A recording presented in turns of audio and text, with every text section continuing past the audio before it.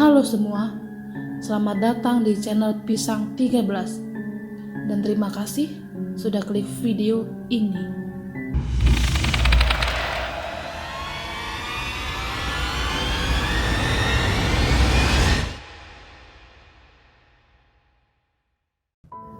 Junko Furuta lahir pada tanggal 22 November tahun 1972 dan meninggal pada tanggal 4 Januari tahun 1989 menjadi korban penculikan, penyiksaan, pemerkosaan, dan pembunuhan oleh remaja lelaki yang memiliki koneksi dengan Yakuza.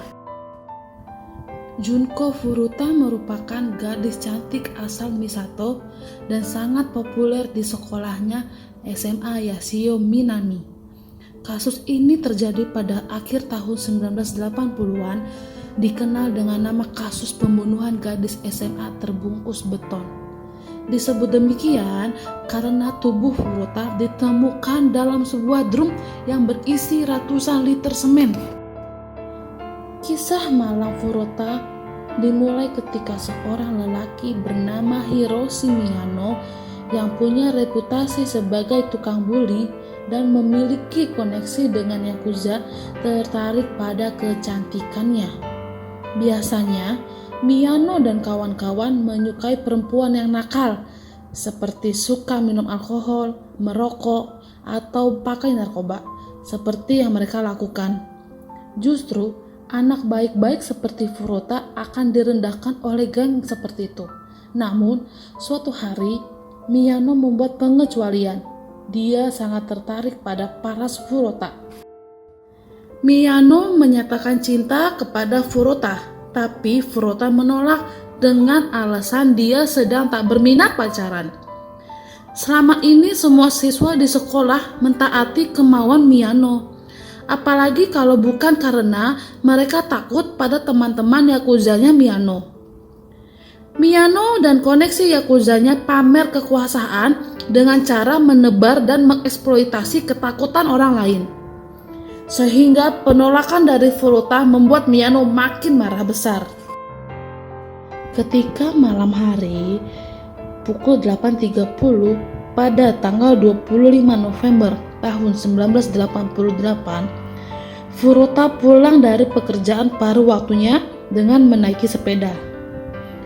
Sayangnya saat itu, Miyano dan Nobuharu Minato, kawannya, sedang berkeliaran di Misato untuk merampok dan memperkosa wanita lokal. Mereka kemudian melihat Furuta yang mengendarai sepedanya. Atas perintah Miyano, Minato menendang sepeda Furuta hingga gadis itu terjatuh. Minato lalu kabur, sementara Miyano berpura-pura baru datang dan menawarkan diri untuk mengantar Furuta pulang.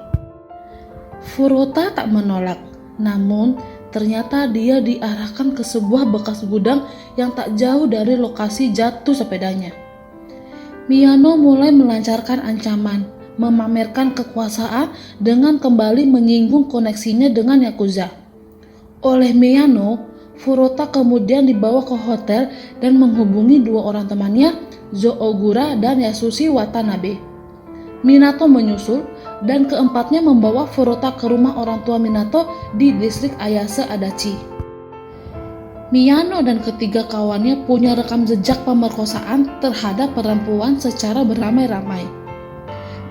Para lelaki itu mengatakan pada Furuta bahwa mereka tahu di mana Furuta tinggal dari buku catatan yang ada di tasnya dan mengancam bahwa Yakuza akan membunuh keluarganya jika dia berusaha kabur. Pada tanggal 27 November, orang tua Furuta mengontak pihak kepolisian karena anaknya tak kunjung pulang. Tak lama berselang, ada telepon dari Furuta. Ternyata, untuk menghindari pencarian oleh polisi, Miyano memaksa Furuta berbohong bahwa dirinya sedang menginap selama beberapa hari di tempat teman dan meminta agar polisi menghentikan pencarian dirinya. Sementara ketika di rumah Minato, orang tua Minato tak curiga karena Furuta dipaksa untuk mengaku sebagai pacar dari salah satu penculik tersebut. Meski tak sepenuhnya percaya, keluarga Minato memilih untuk diam sebab takut dengan Yakuza kenalan Miyano. Minato juga remaja yang bersikap kasar kepada kedua orang tuanya. Di rumah itulah, selama kurang lebih 40 hari ke depan, Furuta berkali-kali mendapat penyiksaan yang tingkat kekejamannya melewati logika kemanusiaan. Bukan hanya keempat lelaki itu, tapi teman-teman Yakuzanya seringkali diundang untuk turut menyiksa Furuta. Laporan resmi pengadilan Jepang mencatat penyiksaan dengan detail yang dinarasikan ulang oleh media massa setempat. Menurut laporan persidangan kasus ini, Furuta diperkosa sebanyak lebih dari 400 kali secara bergilir oleh para lelaki itu. Gadis paling populer di sekolah itu bahkan juga dijadikan sasaran kekerasan fisik, seringkali dipukuli. Tubuhnya digantung di atas plafon dan diperlakukan seperti karung tinju, dan tak jarang perutnya dihantam barbel. Oleh para lelaki keji itu, Furuta dibuat kelaparan. Dia dipaksa makan kecoa hidup dan meminum urinnya sendiri. Beberapa bagian tubuhnya dibakar, seperti ditempeli lilin panas atau dibakar dengan rokok dan korek api. Bahkan beberapa bagian tubuhnya dimutilasi atau ditusuk jarum jahit. Dalam kondisi yang demikian brutal, Furuta dipaksa untuk bermasturbasi di depan para pelaku. Benda-benda asing yang tak masuk akal dimasukkan ke kemaluan dan anusnya sehingga mengakibatkan pendarahan yang sangat hebat. Kurang lebih 16 hari masa penyekapan Furuta, ketika itu ada seorang pria yang melaporkan insiden itu ke saudaranya. Saudaranya pun meminta orang tuanya untuk memanggil polisi dan memeriksa rumah Minato. Tapi dua polisi yang bertugas mengatakan tak ada gadis di rumah Minato. Kedua polisi itu ternyata tak memeriksa isi rumahnya. Dengan keyakinan bahwa undangan pemeriksaan itu sendiri sudah cukup membuktikan tak ada gadis di rumah Minato.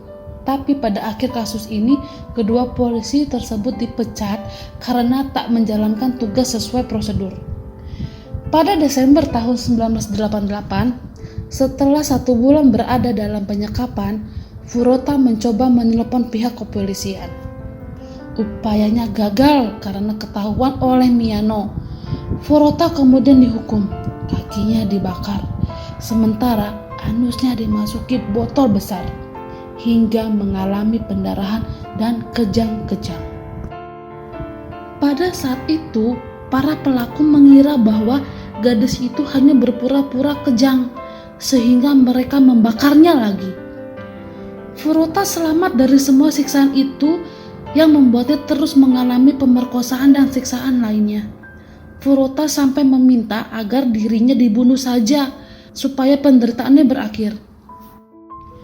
Karena kerasa siksaan, dia akhirnya kehilangan kontrol kandung kemih dan usus.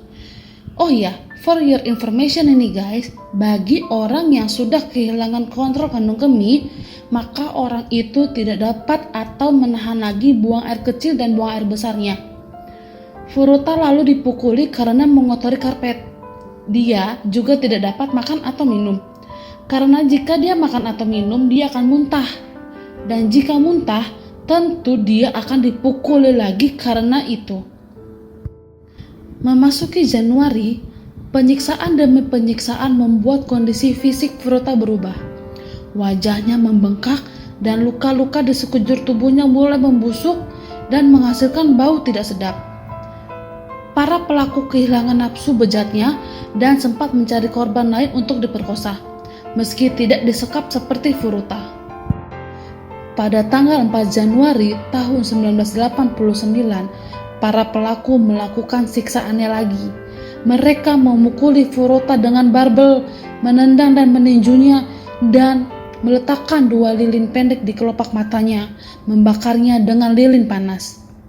Mereka memposisikan Furuta untuk berdiri dan memukul kakinya dengan tongkat. Pada titik ini dia jatuh. Pendarahannya sangat deras, juga nanahnya muncul dari luka bakarnya yang terinfeksi. Keempat anak laki-laki itu menutupi tangan mereka dengan kantong plastik. Mereka terus memukulinya. Pada akhirnya menuangkan bensin ke paha, lengan, wajah, dan perut Furuta, sekali lagi membakarnya. Furuta diduga melakukan upaya untuk memadamkan api, tetapi lambat laun tubuhnya menjadi tidak responsif.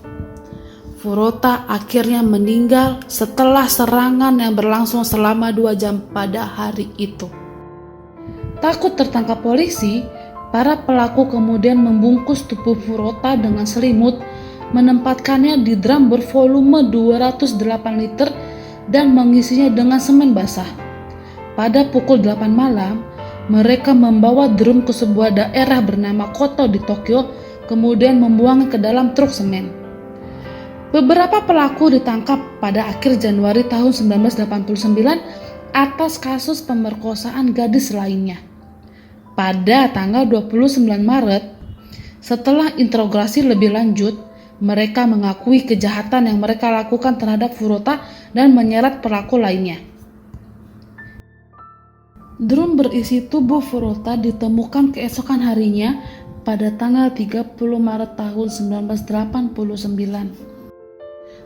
Tak lama berselang, pengadilan atas kasus ini dimulai dengan mendatangkan seluruh pelaku. Namun, vonis terhadap pelaku dirasa tidak adil dalam pandangan masyarakat. Yang paling ringan adalah hukuman penjara 7 tahun, sementara yang terberat 20 tahun. Hakim kesulitan memenuhi tekanan publik sebab para pelaku masih di bawah umur. Junko Furuta dimakamkan pada tanggal 2 April tahun 1989. Keluarga dan teman-teman dekatnya hadir di sana bersama kesedihan yang mendalam. Kisah tragis Junko Furuta ini, gadis paling cantik di sekolahnya, abadi dalam karya seni novel, film, hingga lagu. Itulah dia kisah tragis dari Junko Furuta. Sekian cerita dari saya. Semoga bisa mengisi waktu kalian semua. Terima kasih yang sudah mau like, terima kasih yang sudah mau komen, terima kasih yang sudah mau subscribe, terima kasih semuanya, dan sampai ketemu lagi di video selanjutnya.